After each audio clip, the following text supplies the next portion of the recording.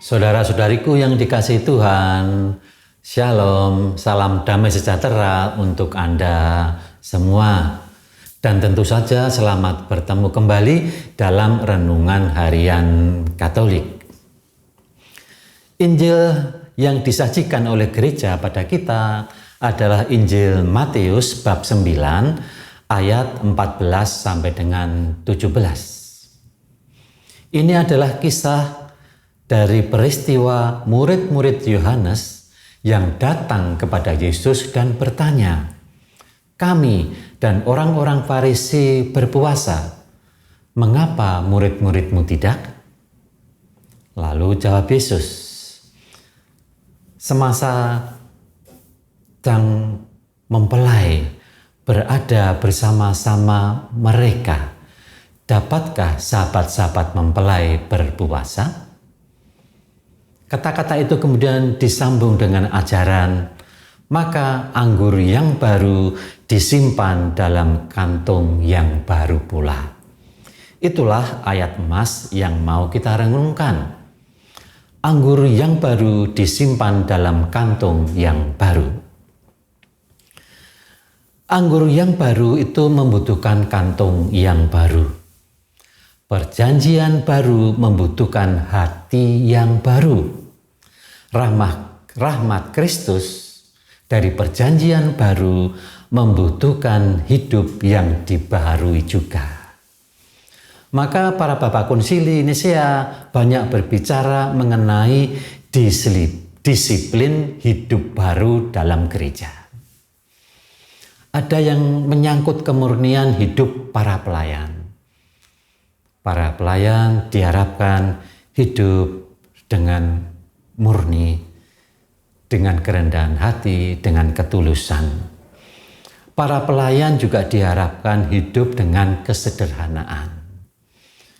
Ditegaskan para pelayan tidak mencari keuntungan, baik itu keuntungan finansial maupun keuntungan yang sifatnya emosional, penghargaan, pengakuan, dan sebagainya. Para pelayan hendaknya setia pada tugasnya. Di tengah-tengah kesulitan dan tantangan, para pelayan hendaknya menghormati tata gereja.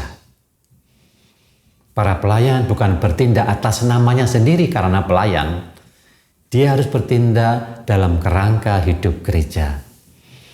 Semuanya itu bukan sebuah aturan yang kosong, tetapi itu adalah sebuah kantong baru. Agar Injil dapat disimpan dengan baik. Dengan hidup para pelayan yang baik.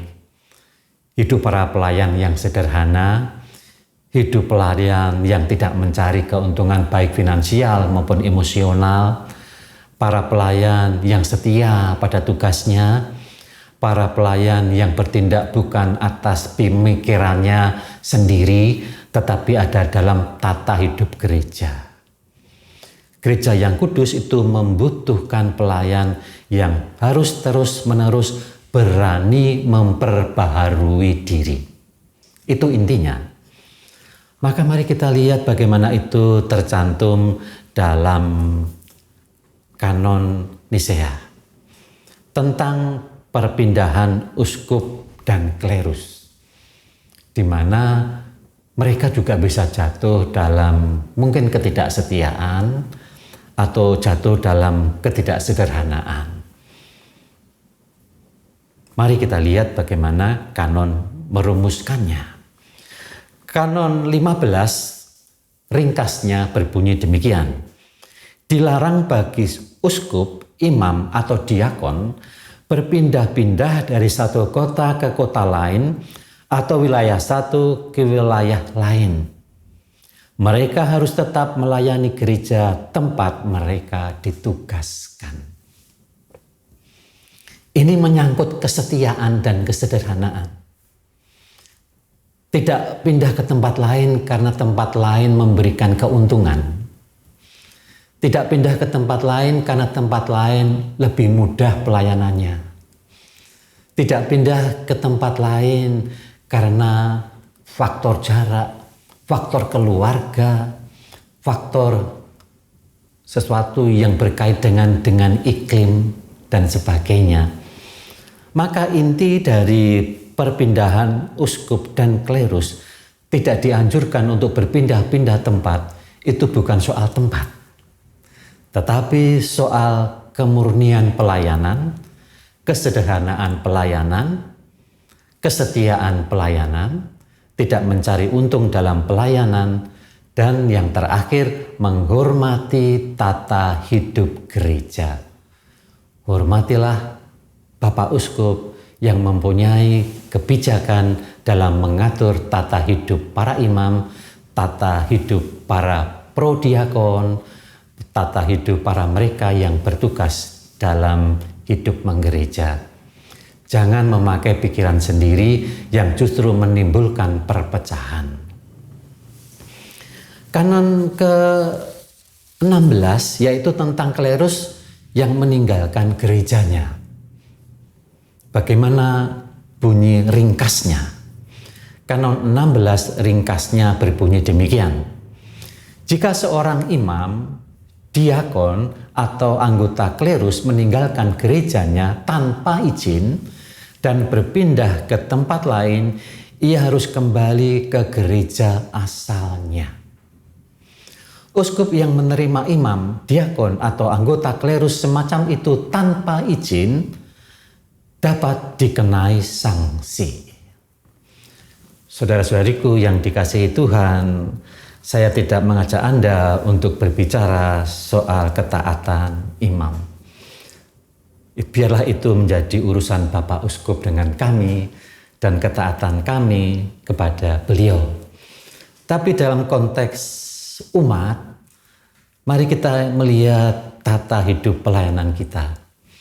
Sering terjadi mereka, yaitu pelayan-pelayan, pindah dari satu gereja ke gereja lain dan tetap menganggap diri sebagai pelayan. Padahal dia tidak mendapatkan wewenang untuk melakukan pelayanan di gereja lain.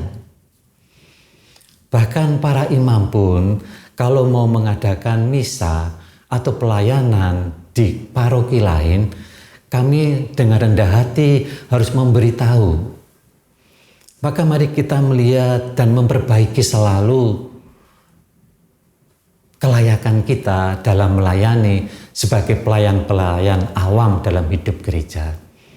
Mari pelajari dengan sungguh tata hidup gereja.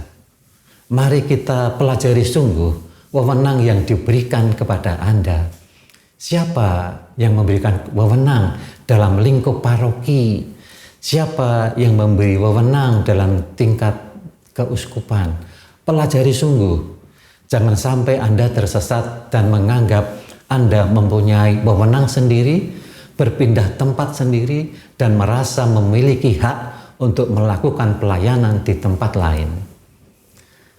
Konsili Nisea sudah melihat hal itu dalam diri para imam.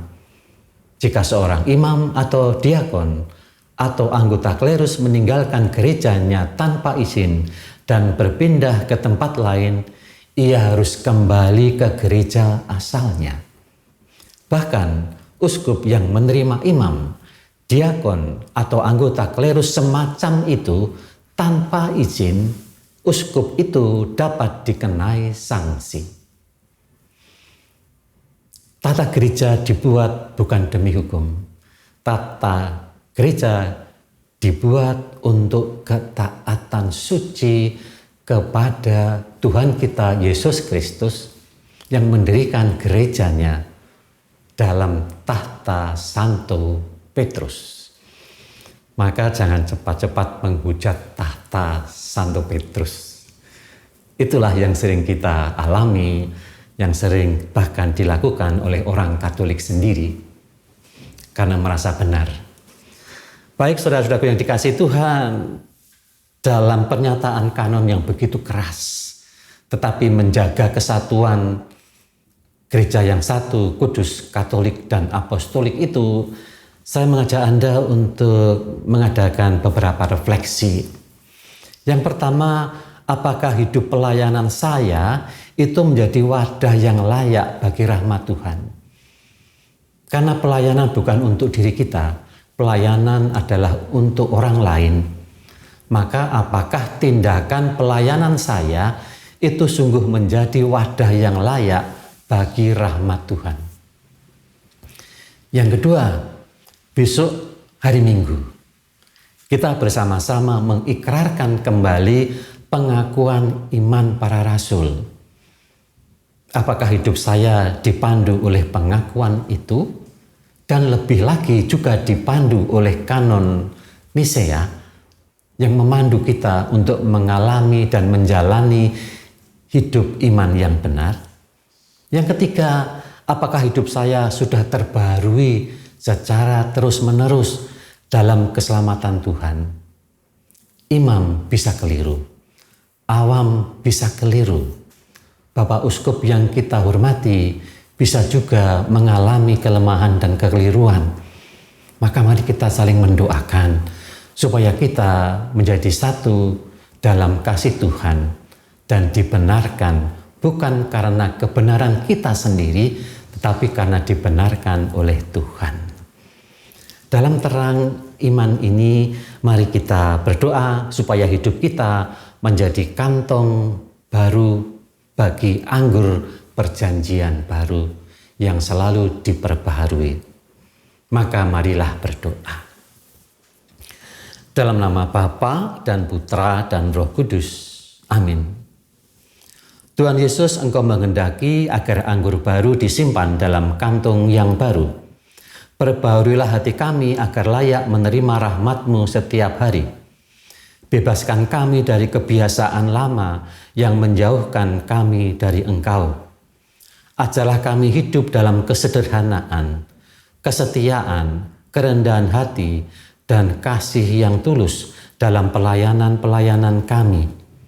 Semoga hidup kami menjadi tempat yang baik bagi karya Roh Kudus dan menjadi berkat bagi keluarga kami sendiri, bagi mereka yang kami layani, bagi gereja kami dan masyarakat kami. Maka perbaharuilah dan bentuklah kami menjadi murid-murid yang semakin menyerupai Engkau yang dibaharui dari hari ke hari.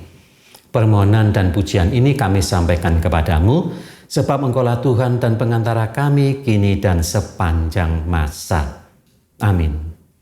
Tuhan bersamamu dan bersama rohmu, dan semoga Allah yang Maha Kuasa selalu memberkati doa-doa kita, pekerjaan-pekerjaan kita, dan terutama keluarga kita masing-masing, dalam nama Bapa, Putra, dan Roh Kudus. Amin.